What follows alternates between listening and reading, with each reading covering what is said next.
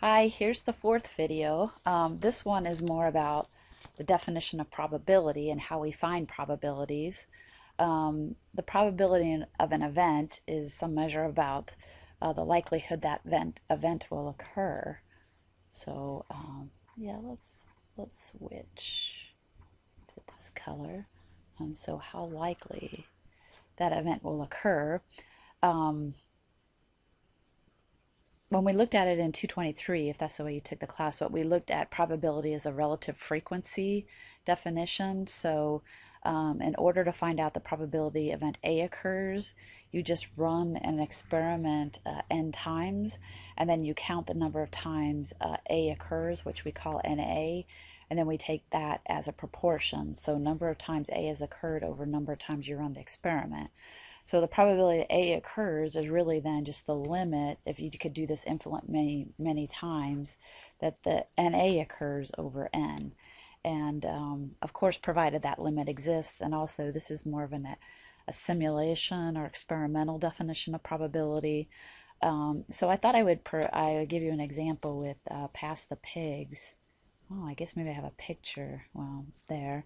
So if you've never played, I have a website here that I thought would help us see. Here's Pass the Pigs. So it's really, you have two pigs. I think I'm going to bring them to class, a set for everybody. And you roll them and you get different combinations. It's like rolling dice, but you're rolling pigs. So for example, I roll them. This guy's standing up and this guy's on his side. I think they call this a sider or something, and this is called a trotter. And you get different points for different combinations. Let me go ahead and roll them again. Okay, that's called a razorback when he's on his back. And then I don't know, one of them, I don't know what, the one with the, when he has a little dot, one's like a cider, or I don't know again, the difference with the dot and non-dot, so I'll have to be more clear with the directions. But the question I had written here, let's go back to what's the probability of obtaining a snouter? And a snouter is when he lands like that on his nose. In order to do that, since you probably have never played a lot with these pigs, is you just do the experiment over and over and over, and you would count how many successes over how many tries. So let's roll again. Okay, so this is bad. This is a pig out. But basically, we have 6 rolls now. There's 8 rolls. There's our first snouter. So, well, I don't know how many rolls we have, 8 or 10, but we would say right now we've only seen this snouter once out of the 10 rolls. So, a 10th probability. And so, there again, there's 12, I think. 13. We still don't see it. Still don't see it. It's like 16, 18, 20, 22, 24, 26, 28. Oh, there's a snouter again. So right now we see 2 out of 30, so we'd say the proportion of the time it happens is 1 out of 15. But that's the idea of relative frequency definition. Let me go back here again. Let's go down a little bit.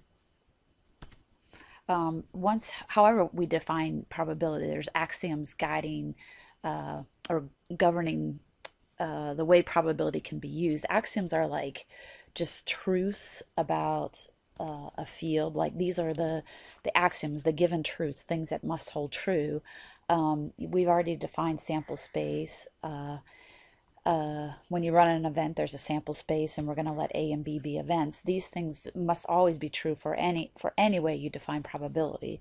The probability of the sample space is 1. If everything that could happen is in your sample space, then the sample space has to occur when you run an experiment. The probability of event A or B occurring has to be between 0 and 1. It can't be negative. It can't be more than 1. We say if 2 events are mutually exclusive, remember that means they don't intersect, then the probability A or B, their union, is just the sum of the 2. Because if you think about it, let me draw a picture here. Well, that's not really what I wanted. This pen. here's event A, and here's event B, and if they're mutually exclusive, then to find the probability of A happening or B happening, I would just add up their probabilities. And so this is saying if you had infinitely many events, then the probability of A or B or C or D, or I'm just unioning a bunch of events, it would just be the sum of the probabilities. So I'll actually stop this one now.